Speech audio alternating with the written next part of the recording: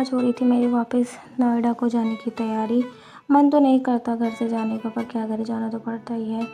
और सामान पैक करने लगी थी मैं अपने। तो नमस्कार, पहला एक जैसे कि आपको पता ही है, आजकल मैं गई हूँ अपने घर उत्तराखंड। और आज मेरी हो रही थी वापस नोएडा को जाने की तैयारी। शाम के 4 बजे से मेरी तैयारी हो रही थी जाने के लिए, क्योंकि 5 बजे करीब मुझे जाना था जाली अपने, जो कि जहाँ पर मुझे गाड़ी हमने कर रखी थी, जहाँ पर की गाड़ी आती। तो शाम को ही मैं पैकिंग कर रही थी।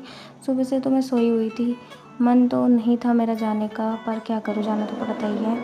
तो मन तो नहीं कर रहा था सामान पैक करने का, पर फिर कपड़े वपड़े मैंने भी करे पैक अपने, क्योंकि मैं शादी के लिए भी आई हुई थी। तो मैं अपने सारे सूट वूट लाई हुई थी।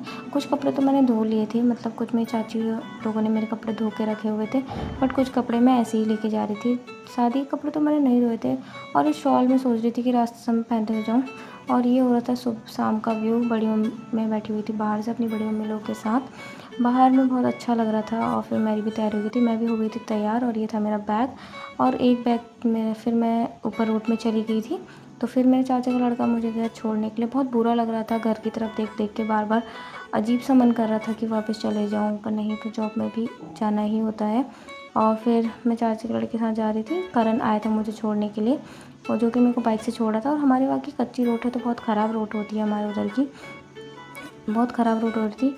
पर मौसम बहुत अच्छा हो रहा था शाम के टाइम, तो मुझे कहती कि आराम से चला, कहीं गिरा मत देना।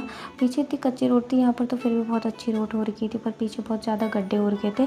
फिर मैं पहुँचा रही थी अपने पापा से मिलने के लिए, जो कि मेरे पापा दुकान पे थे। करण आया था मुझे छोड़ने के लिए, और पापा भी दुकान का काम कर रहे थे। फिर मेरी भी गाड़ी आ गई थी, और मैं भी बैठ के गाड़ी में नोएडा को निकल गई थी शाम के टाइम पर।